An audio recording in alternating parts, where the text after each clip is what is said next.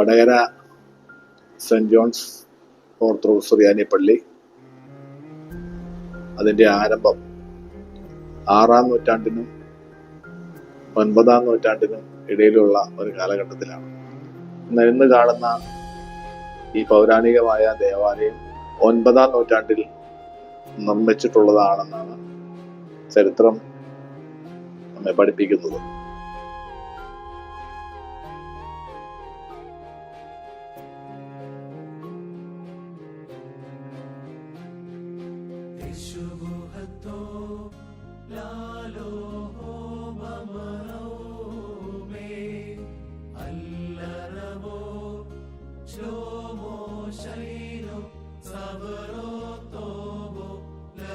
ആറാം നൂറ്റാണ്ടിൽ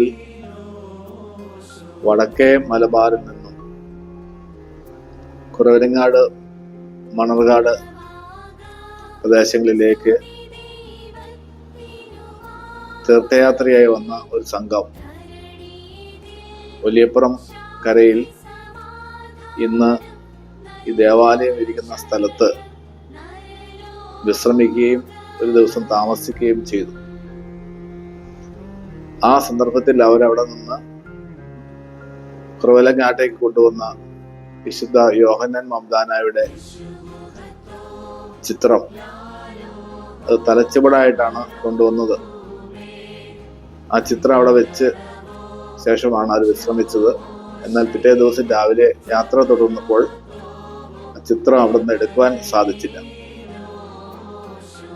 ഈ പ്രദേശത്തുള്ള ആളുകളെല്ലാം ഈ സംഭവം അറിഞ്ഞ് ഇവിടെ ചേരുകയും പ്രാർത്ഥിക്കുകയും ചെയ്തു. തുടർന്ന് ഈ സ്ഥലത്ത് ഒരു ദേവാലയത്തിനുള്ള ആരംഭം കുറിക്കുകയുണ്ടായി.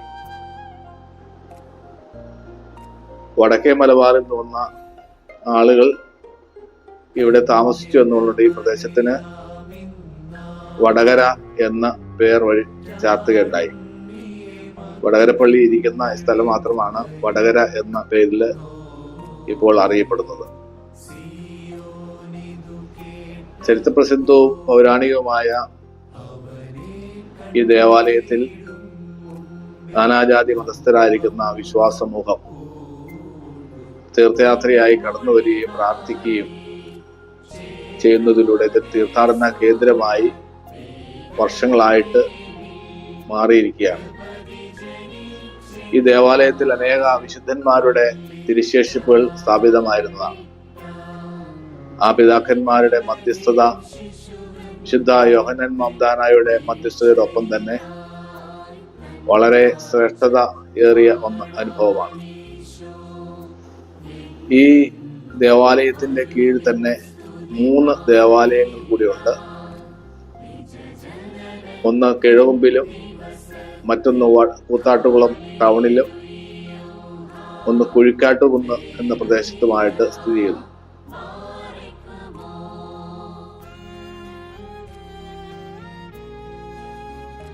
ഈ 4 ദേവാലയങ്ങളിൽ കൂടെ 5 വൈദികർ ഈ ദേവാലയത്തില് ശുശ്രൂഷ നിർവഹിച്ചു വരുന്നു.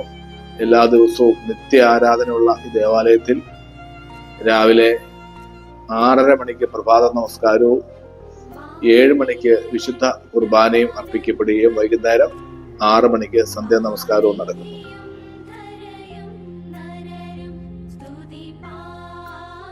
1000-ലധികം ഇടവാങ്ങൾ ഉണ്ടായിരുന്ന ഈ ദേവാലയത്തിൽ നിന്ന് 9 ദേവാലയങ്ങൾ സമീപത്തായിട്ട് പുതുതായിട്ട് 200 വർഷങ്ങൾക്ക് അപ്പുറം സ്ഥാപിക്കപ്പെട്ടിട്ടുണ്ട്. അങ്ങനെ ഇടവക പിരിഞ്ഞ് ഈ ദേവാലയം മാതൃദേവാലയം ആയി ഇന്ന് നിലകൊള്ളുകയാണ്.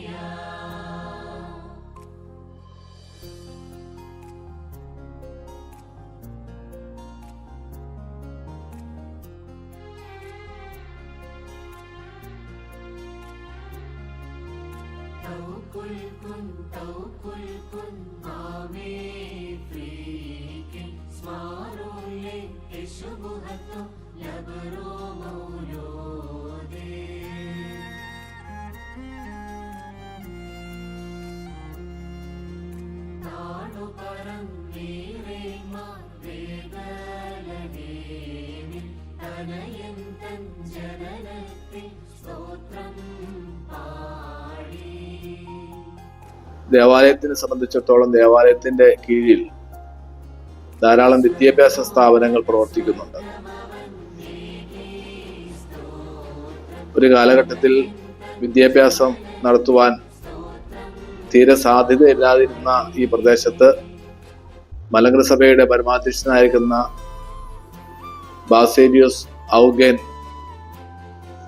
ബാവ തിരുമേനി റംബാനായിരുന്ന കാലഘട്ടത്തിൽ ഔഗേൻ റംബാൻ ഈ പ്രദേശത്ത് കടന്നു വരികയും 3 വിദ്യാഭ്യാസ സ്ഥാപനങ്ങൾ ആരംഭിക്കുകയും ചെയ്തു. അതിലൊന്ന് വടകര സെന്റ് ജോൺസ് ഹൈസ്കൂളും, മറ്റൊന്ന് സെന്റ് ജോൺസ് ഹയർ സെക്കൻഡറി സ്കൂളും, മറ്റൊന്ന് TTIയുമാണ്. അങ്ങനെ 3 വിദ്യാഭ്യാസ സ്ഥാപനങ്ങളും ഈ പ്രദേശത്തിന്റെ വളർച്ചയ്ക്ക് വളരെയധികം സഹായമായി നിലനിൽക്കുന്നുണ്ട്.